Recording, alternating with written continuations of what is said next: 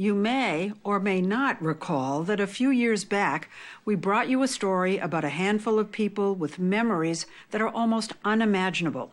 Name virtually any date in their lives, and they can tell you what they were doing that day, the day of the week, sometimes even the weather, all within seconds. It's a kind of memory that's brand new to science, literally unheard of just a decade ago. After our story aired, the scientists studying this phenomenon were flooded with calls and emails. We were so intrigued, we decided to follow the research to see what further study might reveal about these remarkable memories and what it may mean for the rest of us. They now have many more subjects, including a 10-year-old boy. Okay, do it. But first, meet or refresh your memory of our original memory wizards. A 7.1 earthquake hit the San Francisco-Oakland area on October 17th, 1989. Tuesday. And we were watching the game of the World Series. And when were the Oscars held? In 1999. In 1999, Sunday, March 21st. Yes. They remember what they did, I went to a fabulous Oscar party that day. what they care about. When was the last time the Redskins beat the Steelers? Oh, in 91. November 17th, 1991. Sometimes even the shoes they wore. These I wore on April the 21st of this year, so that was a Tuesday. Oh, these shoes I got a long time ago. It's the way most of us remember yesterday. The first time I wore them and I got them was on April the 9th, so that was a Friday of 1982. This is a detective story. The scientist who first identified this condition and has been studying it ever since is Dr. James McGaugh at the University of California, Irvine. An eye condition requires him to wear a clouded lens. We are pretending that we are Sherlock Holmes. We've arrived on the scene of a crime or something that's unusual. All of a sudden, we have a new phenomenon of memory, and we're trying to figure out how it is that this happened. When we did our first story, only 6 people in the world had been identified with this ability, one of them by chance the actress Mary Lou Henner. But that number changed quickly. Okay, quiz. What's the date that that story first aired? December 19th, 2010. What day of the week was it? Sunday. Joey DeGrandis, Bill Brown, Tracy Fursan, and Jared Hurd are among the 50 new subjects.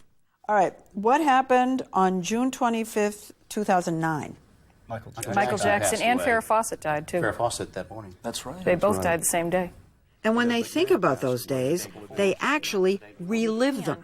It's not just a question of numbers, dates, and times, it's emotion. And so, you know, when we wake up on that certain day of the year, it's kind of like how everybody wakes up feeling on 9/11. Do you even know that when I think of something 5 years ago, I don't have much emotion attached to it? I can't even relate to that. Yeah. I don't even understand that. So, Joe, how old were you when you first realized that you could do this?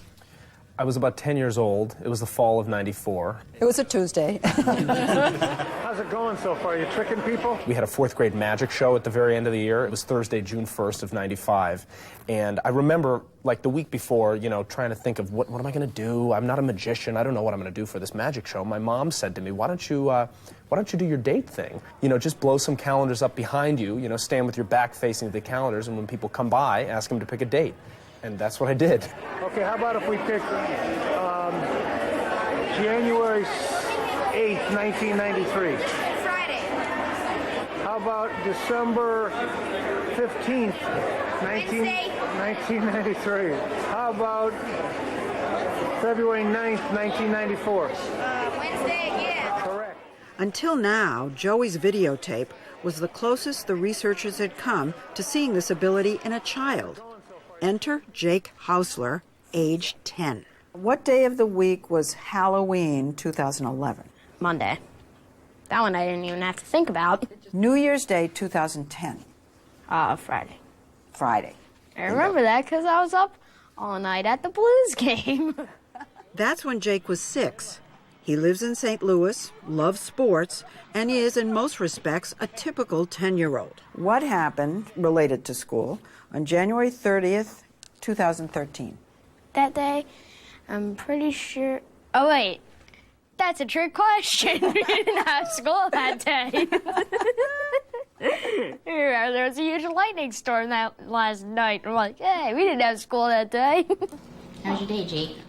Jake's parents, Sari and Eric Hausler, and his older brother Ben, say they knew something was up with Jake's memory when he was only 3 and he had memorized the inspection stickers on the neighbors' cars.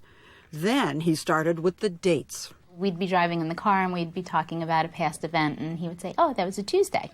And there was the time the family dog threw up in her crate. He says to me, well, Mom, tomorrow would be a year since the last time she threw up in her crate.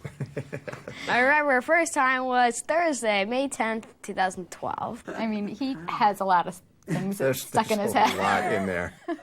What did you think was going on? We didn't know. I'm not really sure. They heard about Dr. McGaw's research from Our First Story and brought Jake out to Irvine for testing. Dr. McGaw says seeing this ability in a child firsthand is significant. What did you have for breakfast January 1st, 2013?